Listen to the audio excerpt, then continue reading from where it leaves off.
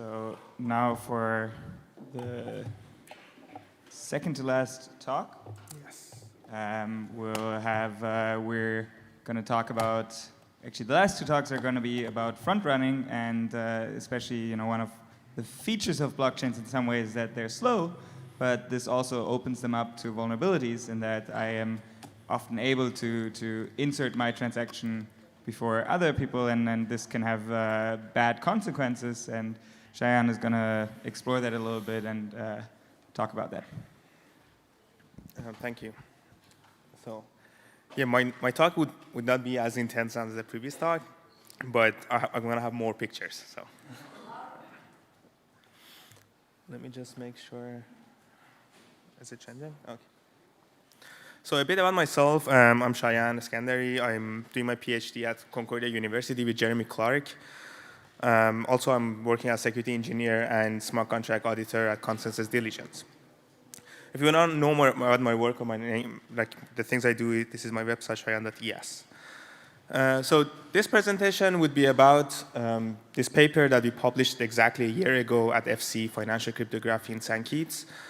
And this paper is SOK, Systemization of Knowledge, which mainly means we gather all the information from the scattered information about the front-running and blockchain and put them all together, bring out this framework to be able to how to think about front-running attacks, how to talk about them, and how to prevent them. So I'm going to go through them by telling you 3 stories. As I said, I'll have more pictures. So the first story is about an ICO. So around mid-2017, there was this peak-up ICO craze, and everyone was doing an ICO. And users could buy tokens and sell them a few days after with a higher price. And what resulted in that was this promise to go to the moon. And usually the ICOs had this website with a white paper, which some people said is just a text with a background, like a white background, and a promise to go to the moon. So the thing that enabled them to be able to do this as fast as possible was the ERC20s, that they could have these tokens on Ethereum, which made them tradable as soon as they hold this ERC20, and you could transfer them. They usually had a limited time, like a month or less, and the main thing that resulted in this whole system was this soft or hard cap. After the DAO hack, people realized that they need to have a cap at $30 million to prevent more money gathered in their system, even though $30 million is a lot of money. So users would come in, they would send, let's say, 1 Ether, they get 1,000 tokens. And because it's ERC20, they right away could go to these crypto markets and sell the 1,000 tokens and make the money double or even more. Mainly because there was this limited time that not all people could buy in the ICO at a discounted price. So there was a problem here. We have these users, or we call them whales. That means they have a lot of tokens or a lot of crypto. They come in, they could pay a lot more gas. Let's say they would send 1,000 Ethereum to this ICO contract.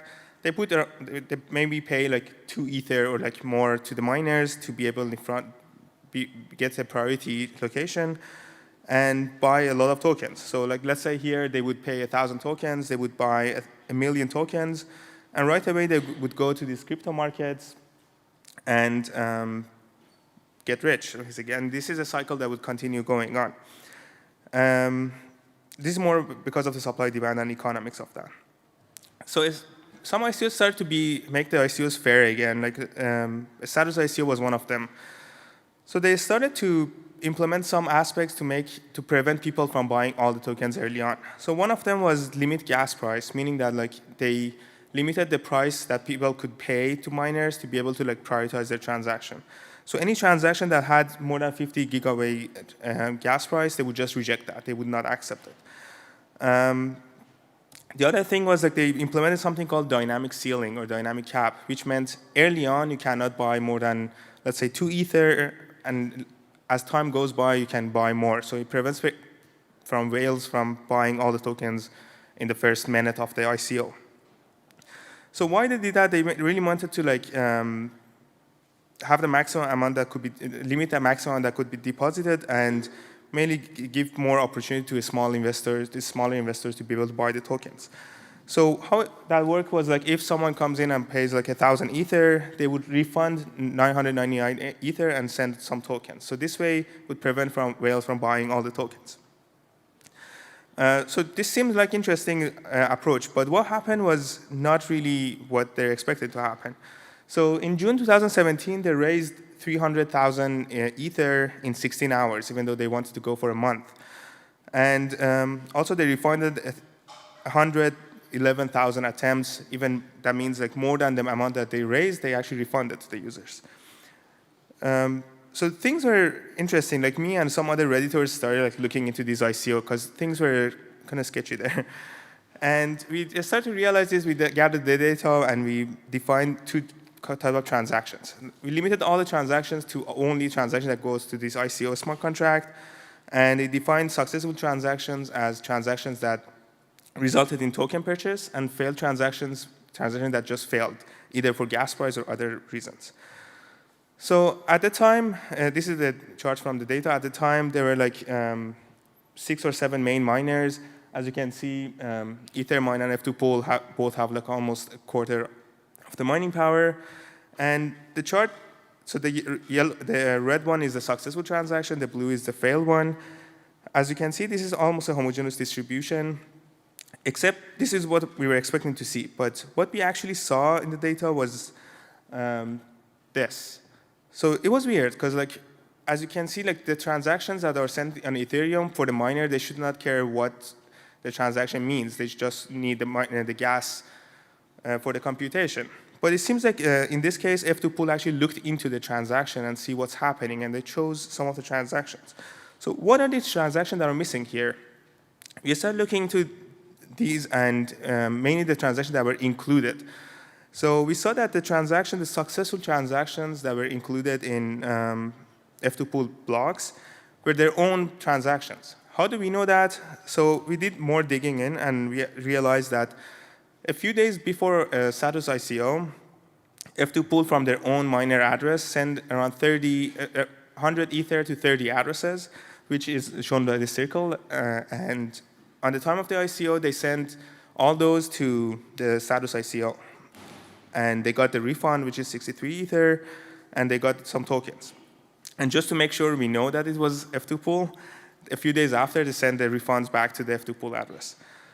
So mainly what this is those missing transactions are the censored successful transactions. So they were censored. So this is one of the stories. So the second story I want to tell you about is FOMO 3D. First, I want to know how many of you have heard of FOMO 3D? Show of hands. Just a few. How many have actually used FOMO 3D and bought tickets? Oh, cool. So FOMO 3D is this game that plays with human greed. And it's basically saying like everyone can scam everyone else. So mainly that there used to be this experiment on Reddit called the button, which was there's this button you had to click on, and the last person that click on it wins the game. But mainly here there's a counter, and a countdown timer, and every ticket purchase increases the timer by 30 seconds. And whoever that holds the last ticket when the timer reaches 0 wins the whole pot. There were some other incentives there, like if you buy tickets early on, you would get incentives from you would get dividends from the tickets afterwards. There were so many like game theory there, which was really interesting. But at the peak, it had around like 29,000 Ether, around like $13.5 million in there. So you could just win that by buying the last ticket. Yeah. So in the third week of August 2018, like we call that as an Ethereum blockchain. So that's the smart contract that FOMO 3D is living in. We call this person Walter. So Walter deploys a bunch of contracts that are just the main point of them is to use a lot of gas. And they're sophisticated. I'll tell you a bit why I call them sophisticated. So this contract just stays there and does a few checks. And if Walter is like the last winner, it would just use up the whole gas to fill up the block. So Walter waits for the timer to get around like 3 minutes, like a bit shorter than 3 minutes, and then buys a ticket. So the last ticket is now Walter holds the last ticket. And we assume that there are others that want to buy the ticket too, right? So as soon as any of those transactions are broadcasted, Walter sends a lot of transactions to those gas-consuming smart contracts with high gas fees, like around 501 gigaway. And he just continues sending these with different gas limits. And as you can see, he fills up the blocks. It's sort of this is one of the blocks. There are a few other blocks that just fills it up with they're paying around 2 Ethereum on each block, just making sure that miners only accept their transaction. This goes on for a few blocks, and as you can see, timer is going down. And at the end, apparently someone noticed this while this was happening, and they sent a transaction with 5,000 gigaway. That was the first transaction there, which resulted in just making sure Walter wins the game, because the timer was already 0. So basically, they paid 1.6 Ether just to say Walter was the winner. And after the transaction, as you can see, they didn't use all the gas, mainly because that sophistication that I talked about. So those smart contracts were checking if the timer reaches 0 or not, if the Walter is the last ticket or not, and if those conditions were satisfied, it would just use up all the gas to make sure miners would choose them. So this way, Walter actually won almost around $3 million back then. It's around 10,000 Ether. And that was the transaction that he sent and get the money out. So the third story now that I want to tell you about is about DEXs, or decentral exchanges. So decentral exchanges usually have an on-chain smart contract and an off-chain order book. If you have played around with decentral exchanges, you have seen this. And that's mainly for 2 main reasons. One, they want, so I'm showing it like this a smart contract is an Ethereum blockchain, and this green circle is just imaginary circle saying that's a DEX. So the main reason is they want order books to be fast, so people can put bid and ask orders really fast, and low fees, almost free in this case. But they want to use the blockchain, so the actual matching engine is originally on the smart contract. And cancellation also fail, and cancellation happens there. So you need to send a transaction, so it's costly and it's slow. So let's walk through a scenario here. So Adam comes here and wants to use this DEX. So he sends a simple HTTPS request to the server saying that I want to buy 1,000 useless Ethereum tokens. And the order gets to that website, and you can see that on the order book. And now the market changes. The market moves really fast, and as you can see, Ethereum useless tokens don't worth that much anymore. So Adam sees that the transaction is not profitable. So he sends a transaction to the smart contract saying, cancel my order, this is my order.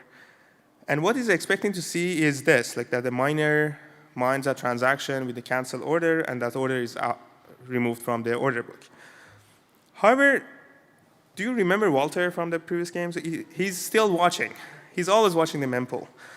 And he sees this transaction, and why would someone cancel an order in this exchange? Probably it's not profitable for them. That means if you're on the other side, that would be profitable for you. So he sends a field order transaction to the smart contract with a high gas price. So I want to get that order. So what happens is a miner, which is incentivized by the gas price, mines that transaction first, and Walter ends up getting the money, and Adam ends up with 1,000 useless tokens. And Adam is sad. So, and also consider this, Walter can be the miner too. So in that case, the miner can just, instead of paying that high gas fee, just put a field order before the cancel order transaction, get that money, and also get all the gas included in the cancel transaction. So there is even more money for the miner if the miner is malicious. But if this behavior continues going on, it would be obvious there. So what do these all stories have in common? What is there in common there? Usually the community, when they talk about all these 3, they say it's a front-running attack. But were they all the same attack? There were totally different attacks there. You can't really say front-running and just communicate what you mean there. So in this paper, what we did, actually getting back just to have a common ground, defining front-running. What is front-running? So traditional front running was in stock markets and like financial instruments that it's basically any course of action when someone benefits from early access to market information about upcoming transaction and trades, and usually because of the privileged position that you are. This is one of the first papers that ever talked about front running from late 80s, which is really interesting. Till 90s, they thought front running for brokers are actually a really profitable practice. So basically, it's like if a client calls the broker, says, I want to buy $1 million worth of this stock. And you would know that if someone buys $1 million worth of that stock would go up. So you would go run in front of the other person and buy some token, some shares before that order goes in. So if you can sell them or send those shares afterwards, you would make some money. So that's where the whole idea of front running comes in. So on blockchain, everyone, like see every full node, they have access to that privileged information. And also miners are more privileged because they can just reorder the transactions in the block that they mine. And also miners can be bribed, or in the sense that get more fees. It's also called gas auctions. So at the end, this is one of the main contributions of this paper, that we come up with this taxonomy of how to talk about these like attacks. I'll come back to this table in a bit, but mainly like for the status ICO, there were like many different talks that like basically saying like F2 Pool did some shady stuff, and it wasn't obvious that how it happened. Talking about F2 Pool manipulating $1.2 million to buy this. Like no one was talking exactly what happened there. There were different ways of like talking about this story, but you can just say it was a front-running displacement attack. Like anyone using this framework can know what kind of attack happened. Or about the FOMO 3D one, that people were saying either a winner won, like it was a fair game. It was a weird game, but it was a fun, fair game. Some of the people said that it was I forgot what it's called, special tricks that someone made to win this game. So many titles about this, talking about this different aspects. This was one of the best articles I've read about this, called this attack block stuffing attack. But based on our framework, we can just call it suppression attacks. So we can say like it was a front-running suppression attacks. Or we call it block stuffing attacks still, because it was the first time someone named this attack. So as you can see in this table, you can talk about these front-running attacks with more specific of like what you mean by front-running attacks. And one of the main points about like this down table is like, let's say about the cancel attack, cancel griefing. If you're front-running a transaction with another kind of transaction, it would be an asymmetric attack. So just to clarify that, but there is more information on the paper. So how we did this was in September 2018, we went through the top 25 DApps based on the user activities from the DApp Radar website. It was really hard to come up with like what are the top DApps, because there's no best measurement there. And there was no ICOs going on at that time, so we just picked a few ICOs that we felt like there was something there to see, which status ICO luckily had something there. And we looked into that. It was a really interesting paper to write, because writing about front-running attacks on CryptoKitties breeding function was such a weird experience. But I encourage you to read that part. So other than like the type of attacks, we learned how the key mitigations are and how we can prevent these kind of attacks. So there are three main ones.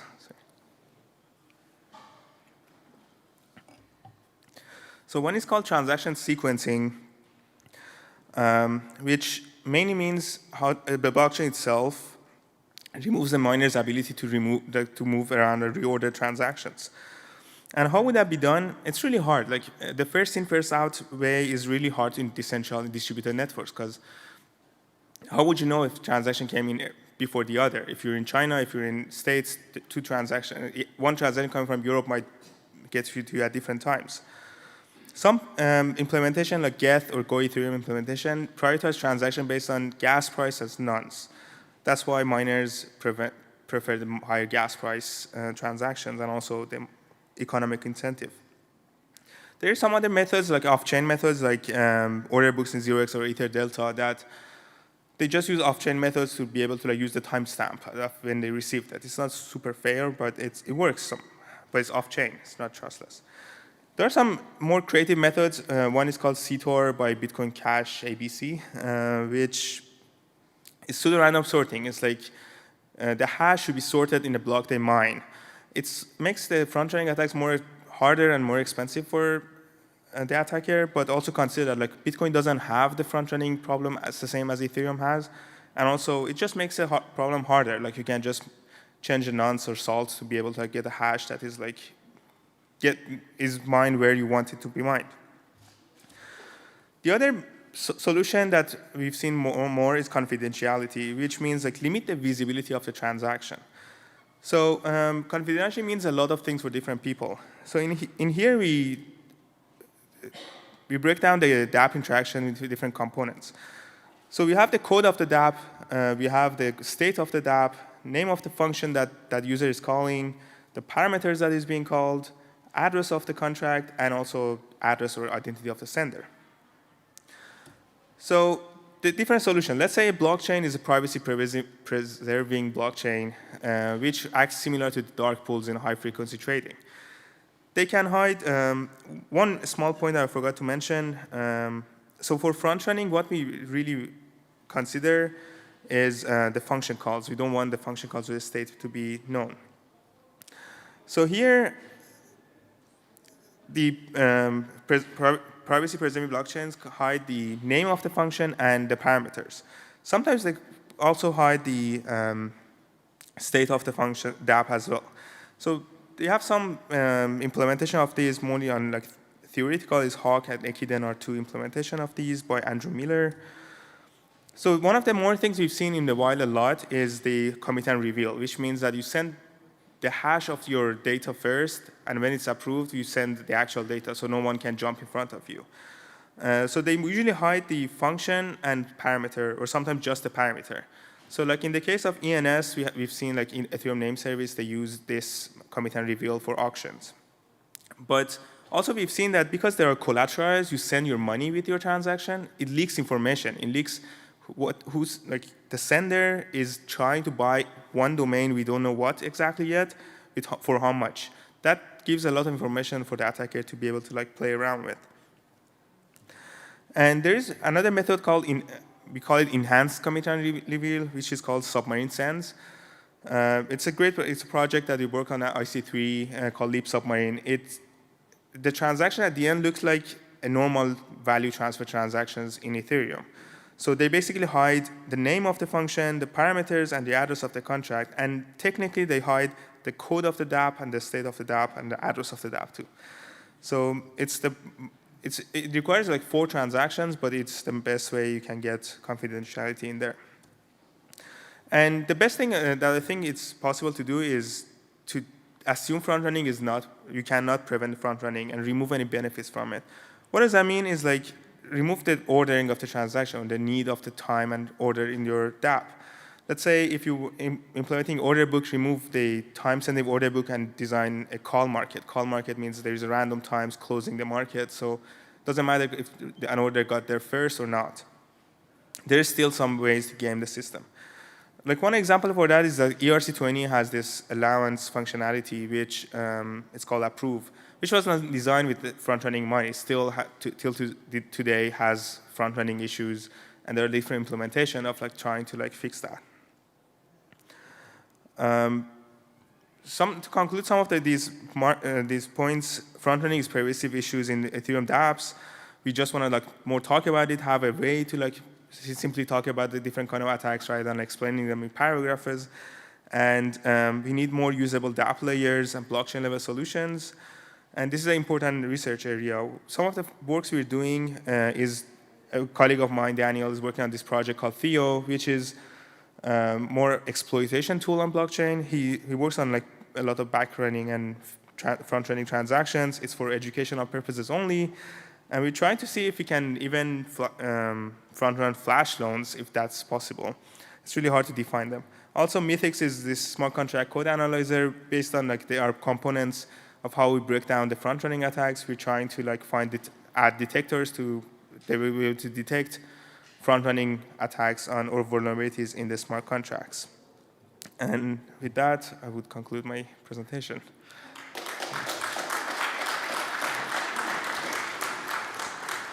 Okay, thank you very much. Are there any questions?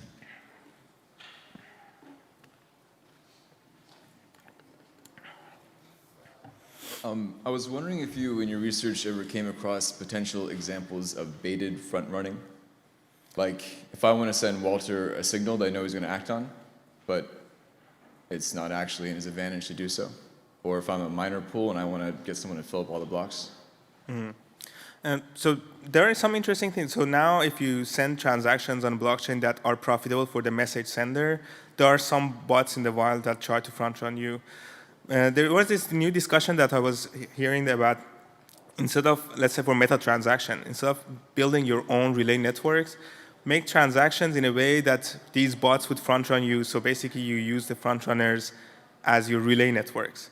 So I think your question is about that mainly. But there are so many interesting ways you can do as long as you start to defining this behavior and make them incentivized. Do you know how much the cost of the attack on the second one was? The Walter attack? The FOMO 3D? Yeah. It was around like 2 Ether per block. So like, I think it is 6 blocks at 12 Ether, something like that, plus buying the tickets and tests and stuff. Thank you. Yeah.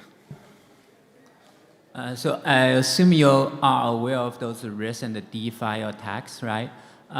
Do you have some kind of solutions to prevent those kind of price manipulation based on kind of liquidity squeeze, right?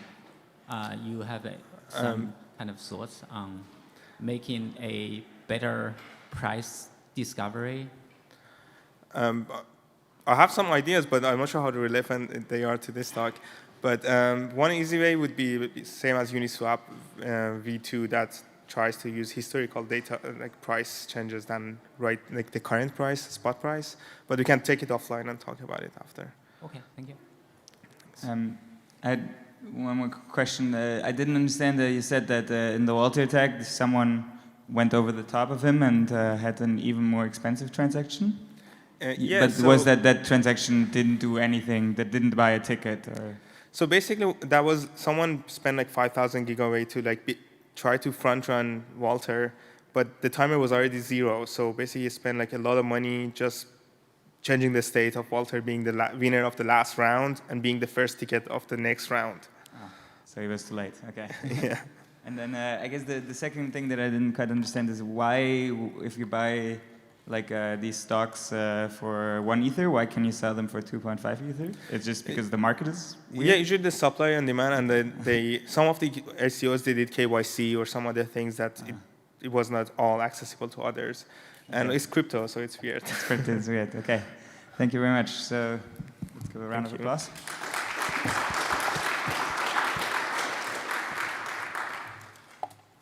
So for the next and final talk, where's David?